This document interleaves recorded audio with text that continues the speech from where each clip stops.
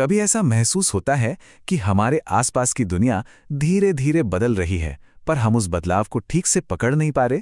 आज हम श्यामाचरण दुबे के एक बहुत ही जरूरी निबंध के जरिए इसी बदलाव की जड़ को समझने की कोशिश करेंगे, जिसे कहते हैं उपभोक्तावाद की संस्कृति। और ये जो बदलाव है ना, ये सिर्फ बाहर नहीं, हमारे अंदर हो रहा है। एक नई जीवन शैली, सोचने का एक नया तरीका हम पर हावी हो रहा है, चाहे हम इसे पसंद करें या ना करें।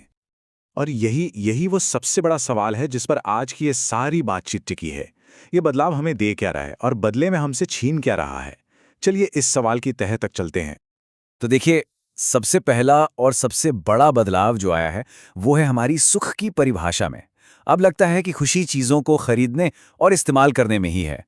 इस नई फिलॉसफी में हम सिर्फ ग्राहक नहीं रह गए हैं, बल्कि हम उत्पादों के, प्रोडक्ट्स के भक्त बनते जा रहे हैं। और ये भक्ति धीरे धीरे हमारी चरित्र को भी बदल रही है।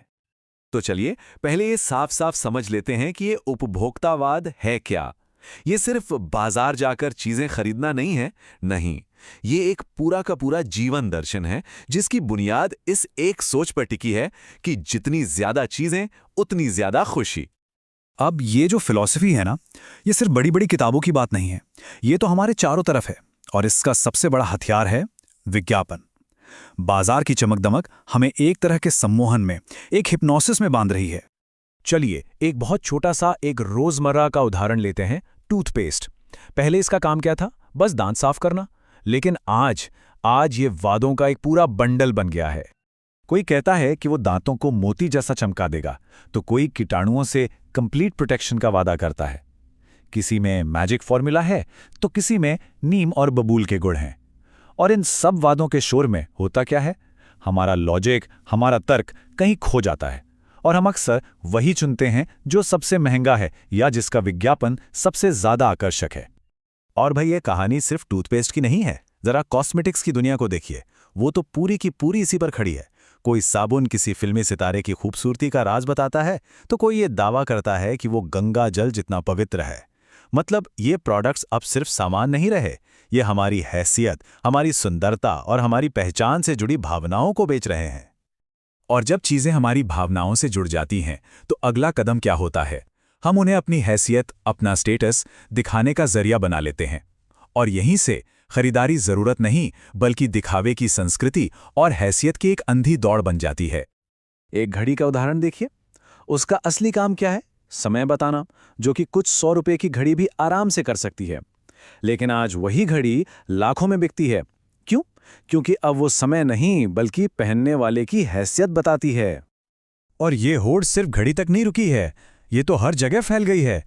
दिखावे के लिए कंप्यूटर लिए जा रहे हैं, शादियां 5 सितारा होटलों में हो रही हैं, इलाज के लिए 5 सितारा अस्पताल हैं, और तो और बच्चों की पढ़ाई भी अब ज्ञान के लिए कम और स्टेटस सिंबल के लिए ज्यादा हो रही है। हद तो तब हो जाती है, और लेखक एक बड़ा ही गजब का उदाहरण देते हैं कि कैसे कुछ देशों में लोग मरने के बाद भी अपनी हैसियत दिखाने के लिए पहले से ही महंगी कब्रों का इंतजाम कर लेते हैं। कभी कभी प्रतिष्ठा के ये रूप बड़े हास्यास्पद भी लगते हैं। तो सवाल ये उठता है कि भारत में ये कल्चर इतनी तेजी से पैर क्यों पसार रहा है? लेखक इसके 2 बड़े कारण बताते हैं।